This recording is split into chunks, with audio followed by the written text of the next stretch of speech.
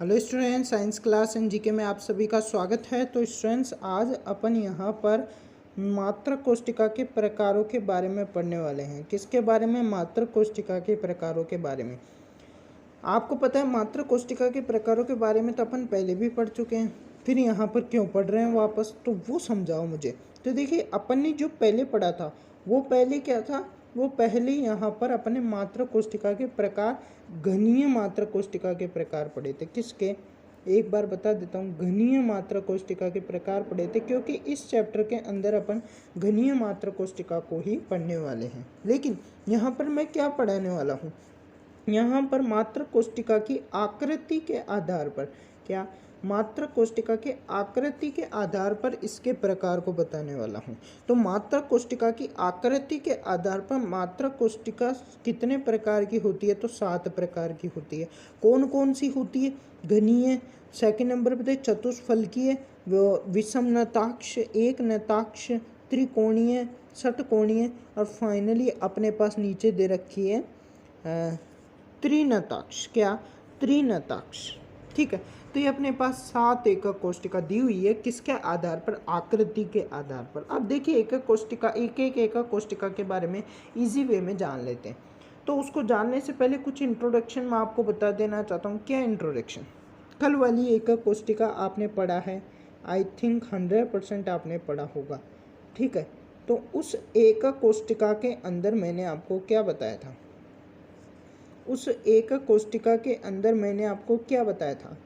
मैंने आपको बताया था, जैसे एकक कोष्टिका है तो इसके अंदर यहाँ पर क्या होने वाला है, एक तो यहाँ पर एक्स अक्ष होगा, ऊपर की तरफ देखा जाएगा तो वाई अक्ष होगा, और यहाँ पर जेड अक्ष होगा।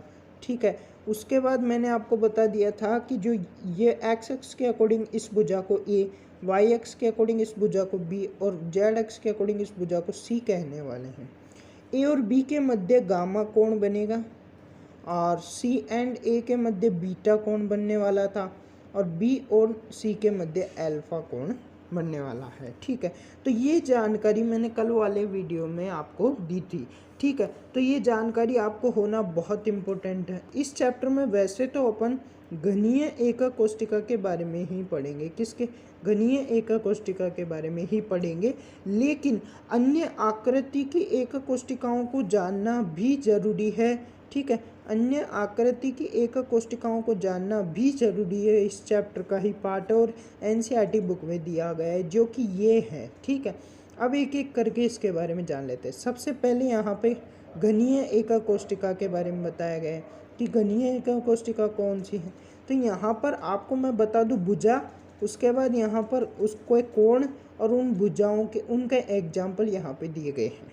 चलिए, अब देखिए, यहाँ पर भुजा दी गई है, भुजा, उसके बाद यहाँ पे कोण दिया गया है, और यहाँ एग्जाम्पल दिया गया है। ठीक है, तो इस चीज़ का ध्यान रखना। चलिए, घनीय एकक कोष्टिका की बात करते हैं। तो घनीय एकक कोष्टिका, देखो, सब में मैक्सिमम तीन भुजा पाई जाती है। कौन कौन सी? ए, बी एंड सी, क्योंकि अक्ष कितने होते हैं? 3। कौन कौन से? X, y and z. आप चाह कर भी चौथा अक्ष नहीं ला सकते, क्योंकि अक्ष होते ही 3 है, तो चौथा अक्ष आप लाओगे कहाँ से, ये बताओ? नहीं ला सकते। इसका मतलब 3 अक्ष होते हैं तो 3 भुजा होएगी। ठीक है, चलिए, अब यहाँ पर देखिए, मैं घनीय एकक कोष्टिका की बात करूँगा तो घनीय एकक कोष्टिका ए बी सी 3 हो गई भुजा। तीनों भुजाओं के मध्य बनने वाला कोण अल्फा बीटा गामा होगा, और तीनों ही क्या होंगे? 90 डिग्री के होंगे। उसके बाद NaCl और KCl इसका एग्जाम्पल है। फिर चतुष्क फलकीय की देख लेते हैं। चतुष्फलकीय में ABC 3 भुजा होगी, तीनों भुजाओं के मध्य कोण अल्फा बीटा गामा 90 डिग्री होगा। चलिए, उसके बाद चतुष्फलकीय नहीं, चतुष्फलकीय जहाँ शब्द आ जाए इसका मतलब कोण कितना होने वाला है? 90 डिग्री होने वाला है। यहाँ पे TiO2 यहाँ पर एग्जाम्पल है, गौर करके देख लेना। ठीक है, नेक्स्ट देखिए, यहाँ पे दे रखा है विषम नताक्ष। विषम नताक्ष क्या है? विषम लंबाक्ष, विषम लंबाक्ष दे रखा है। ठीक है, ध्यान रखना, नताक्ष नहीं, विषम लंबक्ष है। ठीक है, विषम लंबक्ष, मैंने गलत बोल दिया था, सॉरी। ठीक है। विषम लंबक इसके भी 3 भुजा होंगी, लेकिन वो तीनों भुजा आपस में बराबर नहीं होंगी। इसमें एक भुजा सी भुजा बराबर नहीं होगी, लेकिन 2 भुजा ए और बी आपस में बराबर होगी। और जो विषम लंबक है उसमें तीनों ही भुजा बराबर नहीं होगी।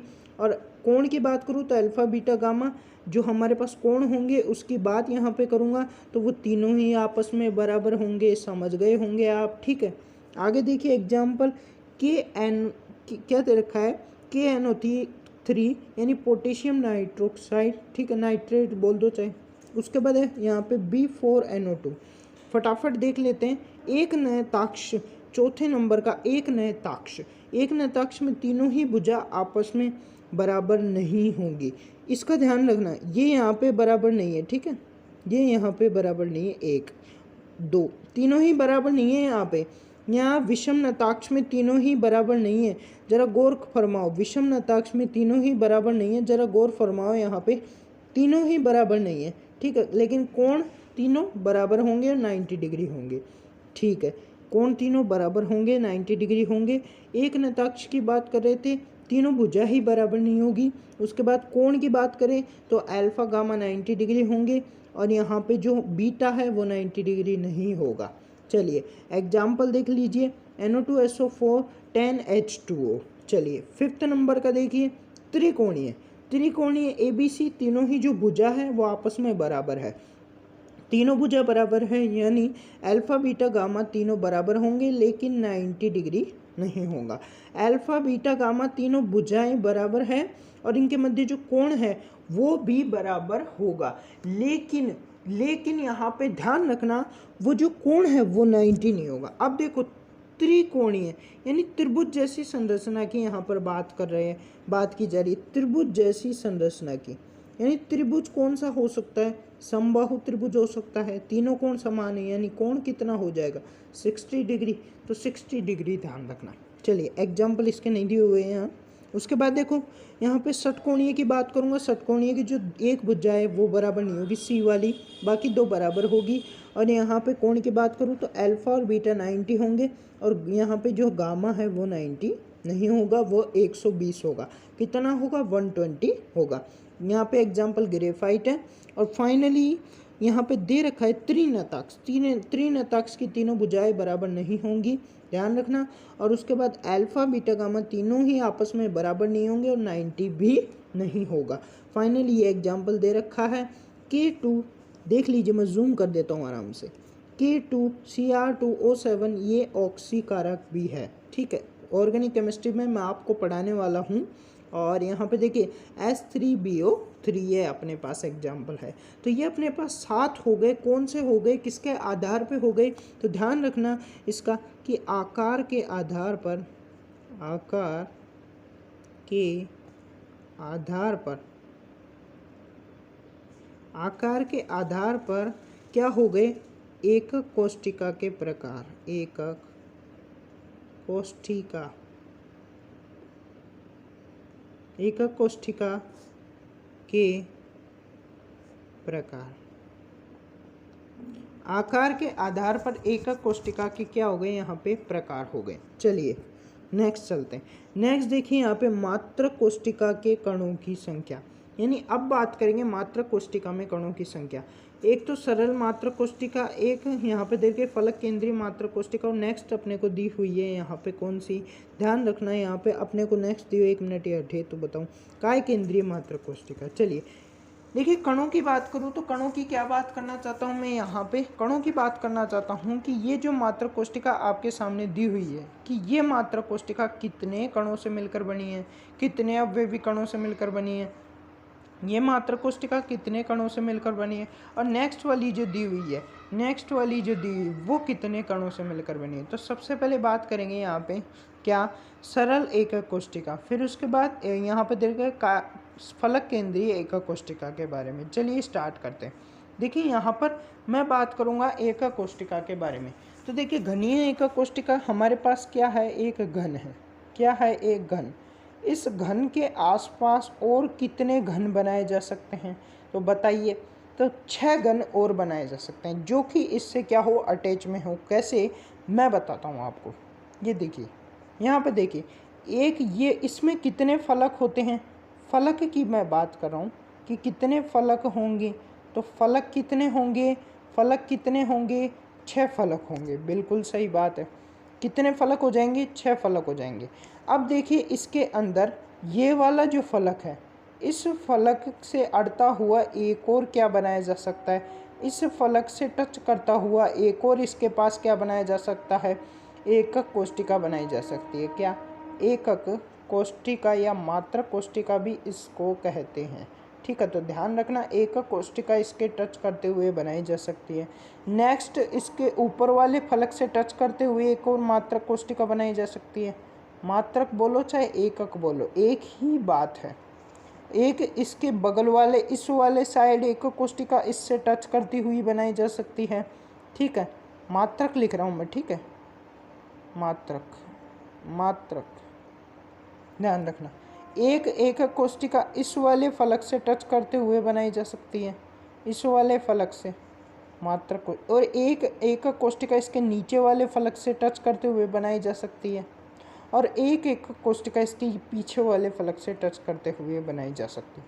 तो कुल मिला के कितनी एकक कोष्टिका इसके बनाई जा सकती है, तो कितने फलक होते हैं, 6। तो कितनी एकक कोष्टिका बनाई जा सकती है, 6। तो इस चीज़ का ध्यान रखना, कितनी, 6। चलिए, इतनी चीज़ें आपकी क्लियर हैं। चलिए चलिए, ये तो हो गई अपनी बात। अब देखिए यहाँ पे मैं आपको क्या समझाना चाहता हूँ।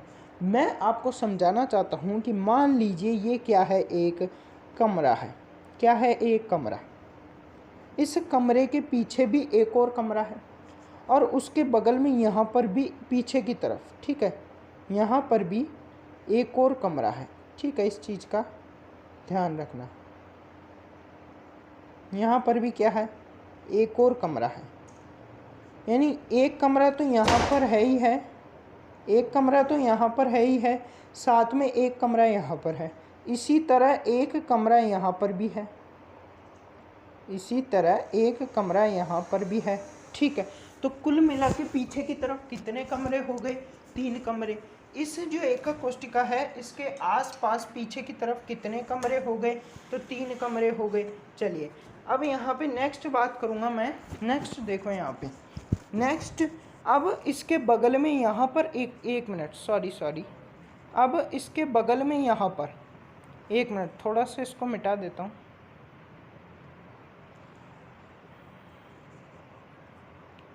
अब इसके बगल में यहाँ पर एक और कमरा हो सकता है। कहाँ पर, यहाँ पर एक और कमरा हो सकता है या नहीं, मुझे बताओ। बिल्कुल हो सकता है सर, हो सकता है ना, एक कमरा ये हो सकता है। ठीक है, इसके बाद एक कमरा यहाँ पर भी हो सकता है। कहाँ, यहाँ पर भी हो सकता है, एक कमरा यहाँ पर भी हो सकता है, बिल्कुल हो सकता है।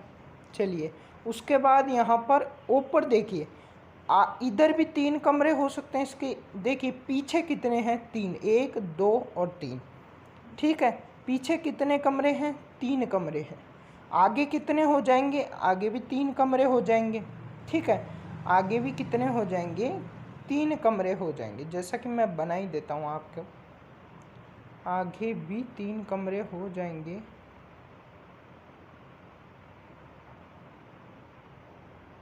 ये देखिए, अब आगे भी 3 कमरे हो गए, एक कमरा ये, एक कमरा ये, एक कमरा ये, और बगल में भी 2 कमरे हो गए। और इसी तरह इतने ही कमरे इसके ऊपर हो, और यहाँ पर भी एक कमरा हो। यानी कुल मिला के कितने कमरे हैं, 1, 2, 3, 4, 5, 6, 7, 8, 9, कुल मिला के 9 कमरे हैं। इसी तरह 9 कमरे नीचे हो और 9 कमरे ऊपर हो। ठीक है, तो कुल मिला के इस एकक कोष्टिका के चारों तरफ, इस एकक कोष्टिका के चारों तरफ कितने कमरे हो गए, तो ऊपर 9 नीचे 9, ऊपर 9 नीचे 9।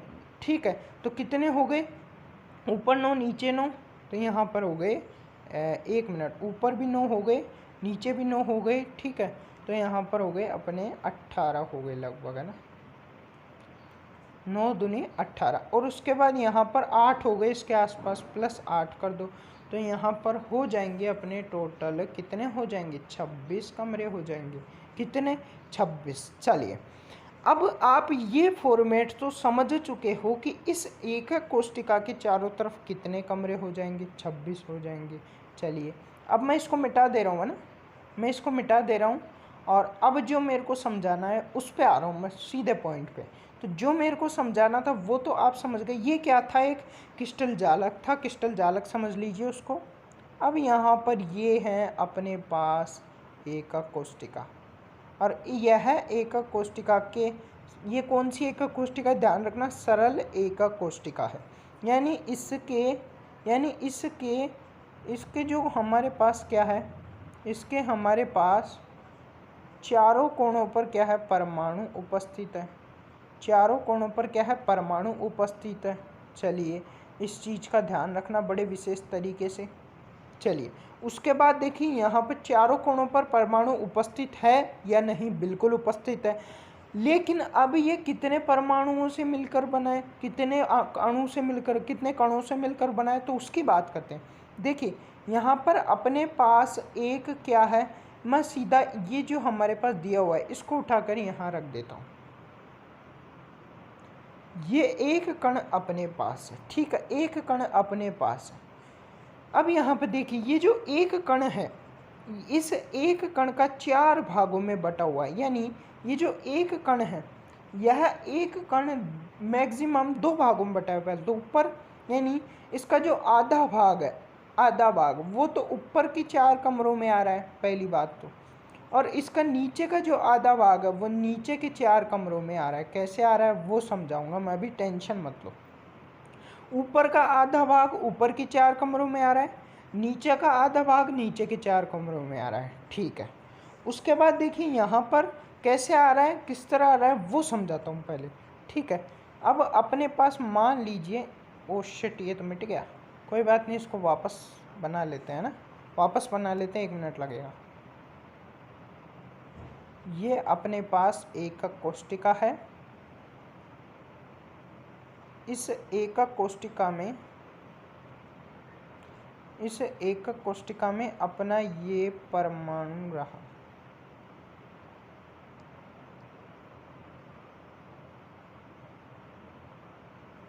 ये परमाणु रहा चारों कोनों पर, ठीक है। अब देखो इस चारों कोणों पर जो परमाणु उपस्थित है इसकी बात कर रहा हूँ मैं यहाँ पर। ये जो परमाणु है, पहली बात तो ये ऊपर वाले गोले में भी उपस्थित है। कौन से वाले में, ऊपर वाले में भी उपस्थित है। कैसे, देखिए थोड़ा छोटा बन गया था ना। अब देखो कैसे, पहली बात तो ऊपर 4 कमरे इसके ऊपर है, ऊपर यहाँ पे एक कमरा, इसके ऊपर एक कमरा, यहाँ पर साइड में एक कमरा, इसके आगे मतलब ये जो कमरा बनेगा इसके आगे, और एक कमरा तो इसके आगे और एक कमरा इसके जस्ट यहाँ पे अड़ता हुआ। तो 4 कमरे कहाँ हो गए, एक कमरा ये, एक कमरा यहाँ पे, एक इस कमरे के यहाँ आगे और एक कमरा यहाँ पर। इसी तरह एक कमरा यहाँ होगा, एक कमरा यहाँ और एक कमरा उसी के ऊपर यहाँ पर, यहाँ आगे, ठीक है। तो ये क्या है, 4 देखिए 4 2 भागों में बढ़ जाएगा। यानी ऊपर के 4 कमरों में आएगा आधा, तो आधा नीचे के 4 कमरों में आएगा। तो यही चीज़ आपको समझानी थी कि आधा तो ऊपर के 4 कमरों में आएगा, आधा नीचे के 4 कमरों में आएगा। एक परमाणु, इस एक कोष्टिका का एक परमाणु आधा ऊपर के 4 कमरों में, आधा नीचे के 4 कमरों में, ठीक है, समझ गए। क्योंकि ये कॉर्नर पे उपस्थित है और कॉर्नर वाला जो पार्ट है ये कितने कमरों से जुड़ता है, तो ध्यान रखना 8 कमरों से जुड़ता है। कितने कमरों से, 8 कमरों से। किनारे की बात करूँ तो 4 कमरों से किनारा जुड़ता है, कितने, 4 कमरों से। लेकिन कोना 8 कमरों से जुड़ता है। तो ये जो कोने वाला परमाणु ये 8 भागों में बढ़ जाएगा। तो कुल मिला के क्या समझ में हमारे पास आया, हमारे पास समझ में आया कि ये जो परमाणु है एक कमरे में इसका भाग कितना रह जाएगा, 1/8 ही रह जाएगा। कितना, 1/8 रह जाएगा। यानी एक कमरे में इस परमाणु की कितनी हिस्सेदारी है, तो 1/8 पार्ट इस कमरे में इसकी क्या है, हिस्सेदारी है। चलिए तो अब मैं बात करूँ कि टोटल पूरे एकक कोशिका में कितने उपस्थित है ऐसे कण? 1 2 3 4 5 6 7 8 कण उपस्थित है। कितने? 8। एक कण की हिस्सेदारी 1/8 है। क्या एक कण की हिस्सेदारी अगर 1/8 है तो 8 कण की हिस्सेदारी कितनी हो जाने वाली है? 8 कण की हिस्सेदारी कितनी हो जाएगी? 1/8 × 8, यानी 8 से 8 गया तो यहाँ पर टोटल कणों की संख्या कितनी आ जाएगी? कणों की संख्या कितनी आ जाएगी? तो यहाँ पर अपने पास आंसर आ जाएगा 1। यानी जो सरल एकक कोशिका है यह कितने कणों से मिलकर बनी है? तो एक कण से मिलकर बनी है। कितने? एक कण से मिलकर बनी है। चलिए समझ गए। अब बात करेंगे, अब तो इजी वे में सबको फटाफट सब चीज़ समझा दूंगा। क्यों? क्योंकि ये मेन था इसको समझाना, जो मैंने समझा दिया। अब फटाफट समझा सकता हूँ आपको मैं। फलक केंद्रित एकक कोशिका की बात करूँगा। पहली बात तो अगर फलक केंद्रित एकक कोशिका की बात करूँ तो इस फलक केंद्रित एकक कोशिका में जो है 6 फलक है। कितने? 6। यानी 6 फलकों के केंद्र पर कितने जो है कण उपस्थित है? कितने परमाणु उपस्थित हो? 6 परमाणु उपस्थित है। 6 परमाणुओं की हिस्सेदारी है। ठीक, उसी के साथ 8 कोणे हैं। 8 कोणों पर कितने परमाणु जुड़े हुए हैं? 8 परमाणु जुड़े हुए। ठीक है, पहली बात तो देखो, मैं सबसे पहले कोने वाले परमाणुओं की हिस्सेदारी मानूंगा। कितने? कुल कणों की बात करूंगा यहाँ पे। कुल कण की बात करूंगा तो सबसे पहले कोने वाले परमाणुओं की हिस्सेदारी की बात करते हैं। तो कोने वाले परमाणु कितने हैं? 8। ठीक है, और एक परमाणु का कितना हिस्सा होता है? 1/8। तो 8 × 1/8 प्लस, यहाँ पर प्लस करेंगे। अब बात करेंगे यहाँ पे फलक वाले परमाणु की। यानी एक फलक जो है हमारे पास, एक फलक है उस पर एक परमाणु है। टोटल 6 फलक है तो 6 परमाणु यहाँ पे जुड़े हुए हैं। कितने? 6 परमाणु। एक फलक का जो एक फलक पे, यानी एक फलक पे कितने कमरे अटैच होते हैं? तो एक ही 2 कमरे, मतलब एक तो वो खुद और दूसरा अन्य कमरा अटैच होता है। मतलब एक परमाणु कितने भागों में बढ़ जाएगा? तो एक जो ये परमाणु है एक 2 भागों में बढ़ जाएगा। एक तो इधर वाले कमरे में और एक इधर वाले कमरे में। कौन सा परमाणु? जो कि क्या है? फलक के केंद्र में उपस्थित है। तो यहाँ पर अगर मैं देखूँ कि फलक के केंद्र पर उपस्थित परमाणु की जो एकक कोशिका होती है उसमें कितना भाग होता है? तो ध्यान रखना 1/8 भाग होता है। कितना? सॉरी 1/2 होता है। कितना? 1/2 भाग होता है। 1/2 यानी आधा भाग होता है। और यहाँ पर टोटल कितने फलक है? 6। यानी 6 फलक पे हर फलक के केंद्र पर परमाणु अटैच है या उपस्थित है। तो एक फलक पर उपस्थित परमाणु का इस एकक कोशिका में कितना भाग है? आधा। तो 6 फलकों पर उपस्थित परमाणु का कितना भाग हो जाएगा? × 6 कर देंगे। और अब हम इसको सॉल्व कर लेंगे तो हमारे पास क्या आ जाएगा? टोटल कणों की संख्या। तो काट दीजिए, इसको इससे काट दीजिए तो यहाँ पे 3 आ जाएगा, और इसको इससे काट देंगे तो यहाँ पर 1 आ जाएगा। तो 1 + 3 हमारे पास क्या हो जाएगा? 4। तो ध्यान रखना, चाहे आप नहीं समझ में आ रहा तो कोई बात नहीं, याद कर लीजिए कि मात्रक कोशिका में जो हमारे पास फलक केंद्रित मात्रक कोशिका होती है उसमें 4 परमाणु की हिस्सेदारी होती है। 4 परमाणु से मिलकर बना होता है। यहाँ पे देखिए सरल एकक कोशिका कितने परमाणु से मिलकर बनी होती है? तो 1 परमाणु से मिलकर बनी होती है या फिर 1 कण से मिलकर बनी होती है। नेक्स्ट आ जाइए, अब तो फटाफट बहुत इजी तरीके से हो जाएगा। उसके बाद यहाँ पर नेक्स्ट अपने पास दिया हुआ है, वो क्या दिया हुआ है वो देख लीजिए अपने पास। काय केंद्रीय एकक कोशिका। काय केंद्रीय एकक कोशिका जो है, इस काय केंद्रीय एकक कोशिका में क्या है? एक कण तो कहाँ उपस्थित है? इसके मध्य में। कहाँ? मध्य में। मतलब यह एक कण कहाँ उपस्थित है? इसके बिल्कुल मध्य में, यानी कह सकते हैं इसके अंदर उपस्थित है। और आपको पता है जब कोई चीज़ अंदर उपस्थित होती है तो वो किसी भी कमरे के, किसी भी बाहर की चीज़ के अटैच में नहीं आती है। यानी बाह्य वातावरण के अटैच में नहीं आएगा, बाह्य वातावरण से टच नहीं करेगा। क्यों?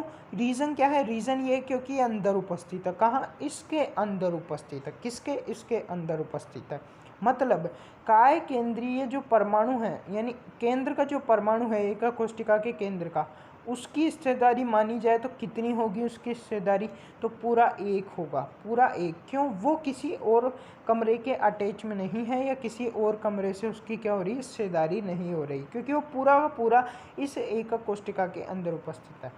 अब यहाँ पे नेक्स्ट क्या है, नेक्स्ट यहाँ पे कणों की संख्या लिख देता हूँ, कणों की संख्या।